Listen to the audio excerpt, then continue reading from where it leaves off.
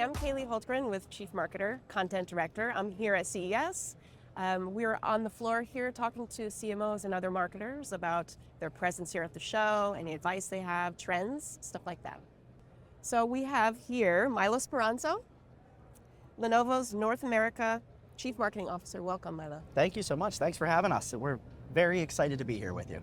It's such a cool show. This is my first one. Is it? Is it your this first? is no. I imagine you've been here. Yeah, it's not my first, but it is a different vibe this year. Last year, and if you weren't here, it was a little bit more subdued. There's a lot of energy this year, a ton. I think it's the AI piece and a lot of the new, everybody wants to see a robot and all the new stuff that's happening. But it definitely has a different feel. It's an exciting year.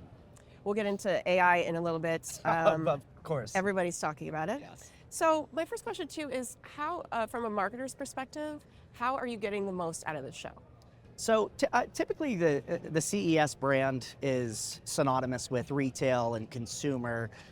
Shockingly enough, we have a lot of B2B customers here, a lot of different personas that are engaging because of the new technology and what's out there. So we transformed our CES presence over the last couple of years.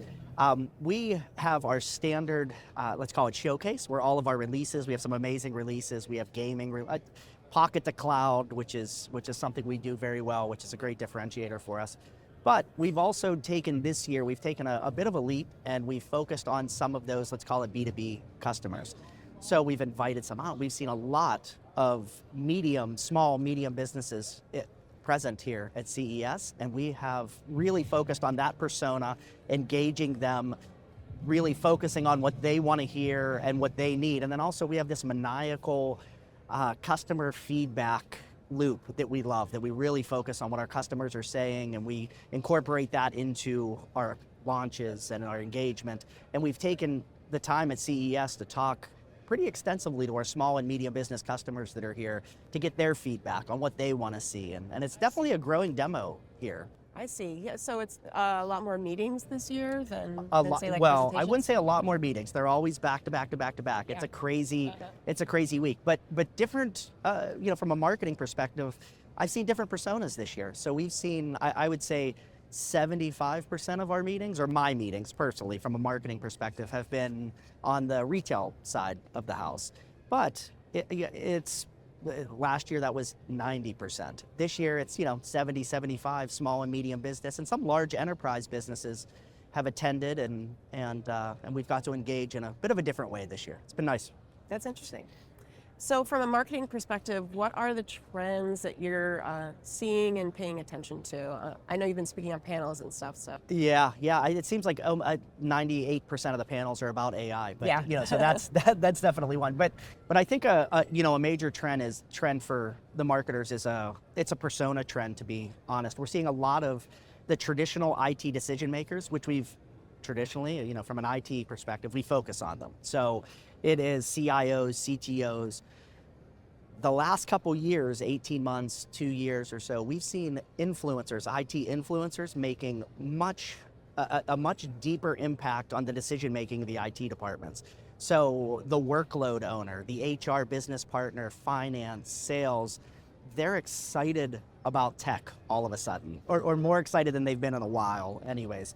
So they are very much influencing these IT decision makers and saying, we need this, we see this new tool, we see this new. So our marketing typically it's not technical, it's not all technical, but we gear towards the product slicks and engaging with the IT department. We've changed that over the last 18 months or so, and we've started to engage more with, let's call it the IT influencers. So HR specific, the vertical capabilities, healthcare, we really focused on the vertical. So the government, healthcare, retail, manufacturing, that side of the house. And we're seeing a lot of those, we're seeing a lot of new or increased interest from an IT influencer perspective, as opposed to what we usually saw, which was the IT decision maker. I see. So does that change the way you're marketing then? Do you have different kind of knowledge? Oh, yes. But it changes our presence. It changes the way we present ourselves from a brand perspective, but it also changes the way we speak. So, I mentioned, we do have a focus on customers and customer feedback, and we have this great customer loop, tons of really good case studies, but we tend to, and all tech companies do this, we tend to talk, about NPUs, and it's like NPU, the acronyms aren't necessarily commonplace for those IT influencers. So we've had to really take a concerted effort to, when we market, speak in terms that are more understandable by maybe non-IT professionals. And we've seen a lot of traction, a lot of engagement, a lot more, typical KPIs, the impressions, the pickups, the conversions, when we speak in a bit of a different tone, a little bit less technical. So that's fascinating, actually, that you had to completely rewrite your communication. Yeah, right? yeah, and I wouldn't say completely rewrite, because those IT decision makers, they want to know, they want to know what GPU is, they want to know the specs, but it's really almost an additional track that we've had to add this year on top of it, to where, it's almost a parallel track, and sometimes, it involves very unique sponsorships and engagements that we traditionally wouldn't go after. And it's worked really, really well, though. Does that mean like different activations? Yes. Or like making, yes. Are you doing that stuff like that at the show? Different activations, so what we have just signed with FIFA for the coming year. We're the global sponsor for FIFA. So excited. We just renewed with F1 and MotoGP as well. They're the motorcycle division of F1. And those activations have really changed from who we invite, who we engage, who is, so even like, let's say our legacy programs and sponsorships, we're revamping who we think needs to be in the paddock club with us from a hospitality perspective. And then also from a viewer perspective, the audience for F1 after Need for Speed and the Netflix stuff has just been outrageous. How we market during those F1 races is different. We want to be less technical, more engaging to the workload owner. So it's everything from specific net new events, vertical focused events that we're looking at that traditionally maybe tech isn't a big player. So a healthcare event or a retail event where it's like, hey, look at our new retail point of sale systems. We have a bigger presence there because we're seeing them influencing more. But then even our legacy, our big sponsorships that we're so proud of, like FIFA and F1, we're even changing that a little bit. We're tweaking that to engage that. I keep saying persona, I'm sorry, I don't know a better word for it, but it's that alternative, IT influencer That's persona. very interesting. Yeah, there must be some competition when it comes to, F1 is so huge, it just completely has blown up. I mean, Yes. and all ages as well. Yes, yeah. So has your sponsorship evolved with that? It has, yes. We renewed this year, and during the renewal, we sat down with the F1 team, and they are just amazing to work with, by the way. Shout out to F1. We expanded to a global partnership, and then we also added Moto. So Motorola is a Lenovo company. The Motorola Razr is just wildly successful for us. It's an amazing phone, and there's a lot of cool AI gadgets and releases that we have during the event.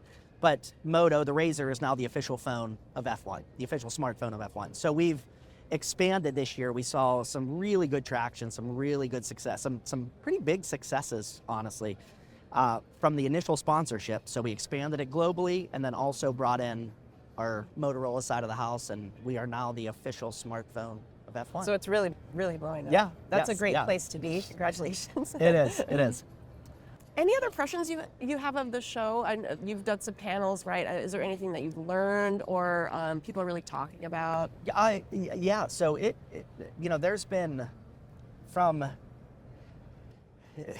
I almost want to say the AI PC demand. So AI PC, everybody's talking AI PC right now, and we've just launched the Aura Edition ThinkPad, the ThinkPad Gen 6, the Yoga 9. They all have these Copilot Plus, AI PC amazingness. It's hybrid.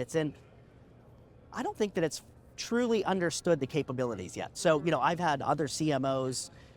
You explained that to our panel yesterday. I had a CMO come up to remain nameless, and he said, you explained that so well, the benefits of having AI, a hybrid AI solution on your deck so you don't have to be connected to the internet, and you can do this and you can do that. And I haven't been leveraging it like I should. I have an AI PC, and I thought that was, so, I would say one of the areas that maybe, I don't want to say was shocking, but that's too strong of a word, but was eye-opening, was the interest in AI and the engagement with it and the excitement to get an AI PC, but maybe the lack of understanding of the capabilities of the actual equipment. So, and everybody here, maybe that's where the buzz is coming from.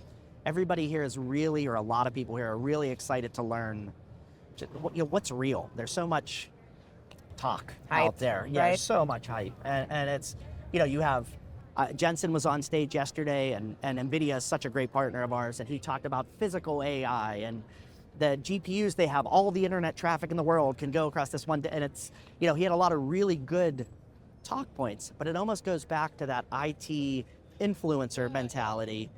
I don't know how much that actually resonates with just Have to admit, I heard HR VP. I heard the keynote and I understood some of what he's saying, not all. Right. Yeah, that's exactly it. Yeah, and so a bit of the eye-opening piece here at CES has been, one, the excitement and the engagement.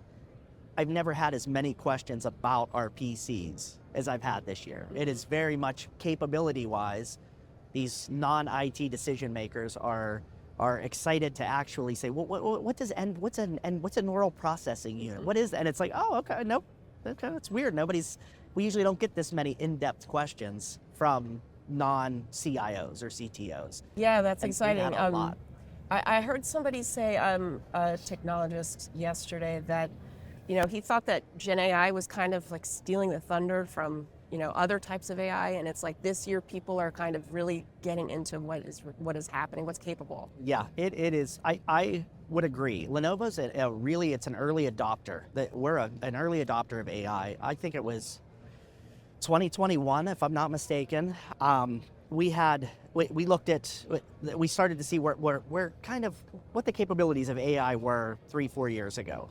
And we have a program called Evolve Small, and it engages with small businesses and helps them kind of expand their presence, knowing that they have limited marketing capacity, limited funds, and we wanted to help them from very much a marketing perspective. So we said, well, what can we do? So we looked at the program, and then, like everybody does in the tech world, we went straight to Queen Latifah. And so we called Queen Latifah and her team, and we said, hey, we have this AI capability that's new, where if we could image your likeness, you could be able to maybe give a nice pitch for all of these small businesses out there. And we got the idea from, when you listen to the radio, it's like, hey, this is Sabrina Carpenter, and you're listening to 104.6. We were thinking, how do we emulate that so our small businesses who could never afford Queen Latifah, and she says that, so I can say it, yeah, they could never afford to engage her, they actually can say, hey, Jim Smith's IT service company, and it's Queen Latifah saying it, and come by, stop by and see them, and it worked. It went gangbusters. So I think from there, from a marketing perspective, our marketing teams were all in. And I think that's really what you got to do. From a marketing perspective, there's a lot of fear, because there's this fear of it might replace. But really, we think it's only going to augment, and it's going to free up marketers to do the more creative.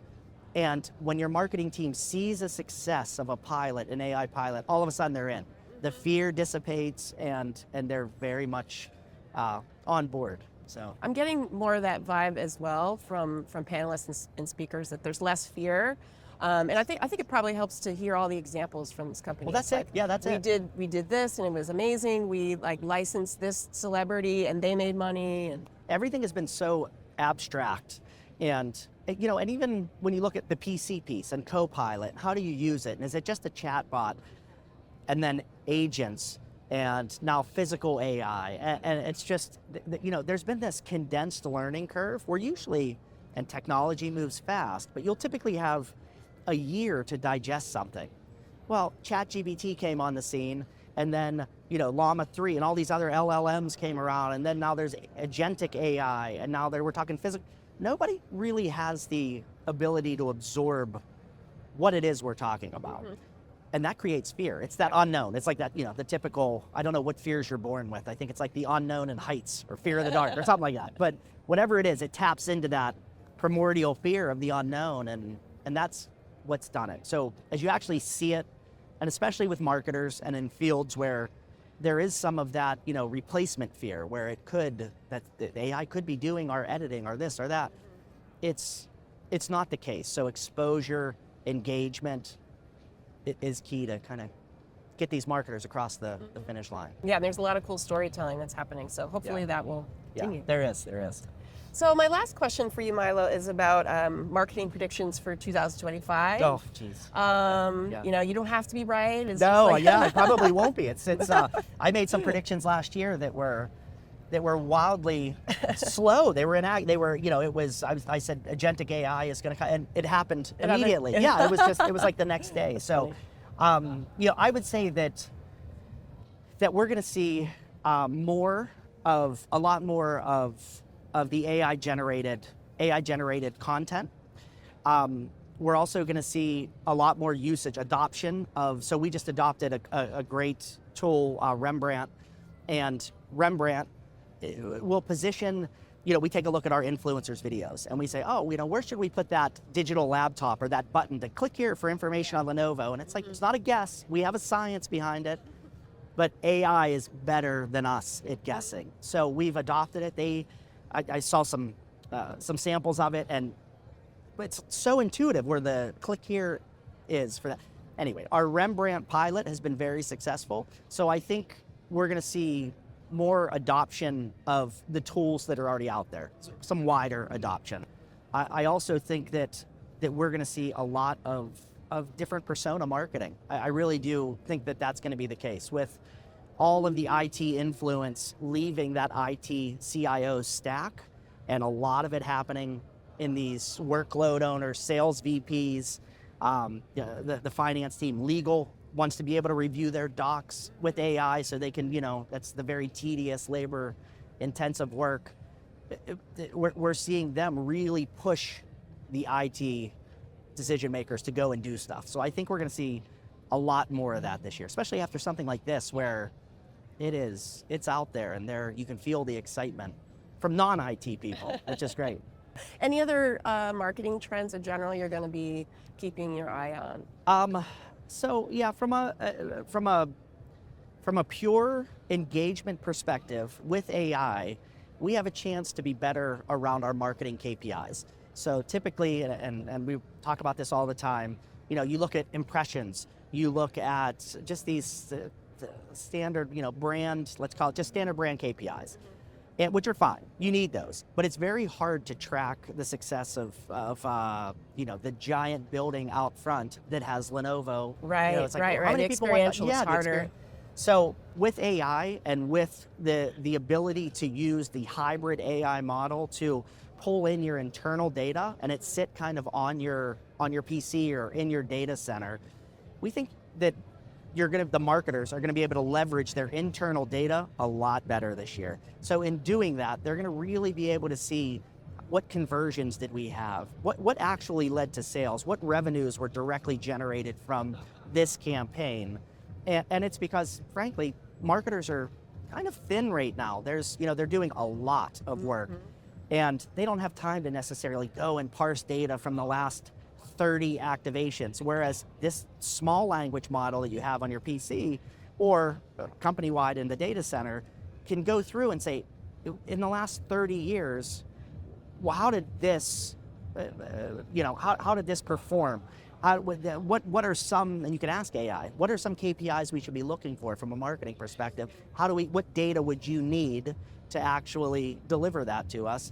I think there's going to be a lot more interaction like that and more in-depth reporting. And I think that's going to lead to a shift in marketing away from maybe non-performing activations.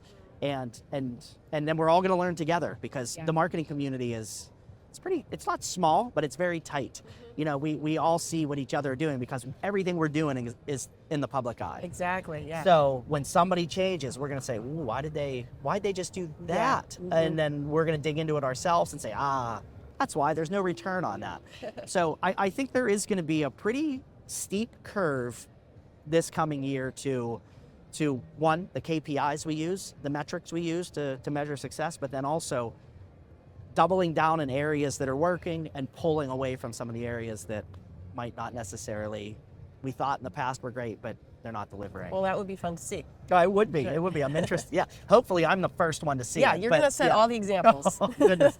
Fingers crossed. Fingers crossed. Thank you. Well, thank you very much, Philo. I appreciate you taking the time. I know you have a very busy schedule, so. Oh, thank you. So excited to be here with you. Love the brand on fire, and this is Awesome. This has been a great experience. Okay. Thank you so much. Thank you.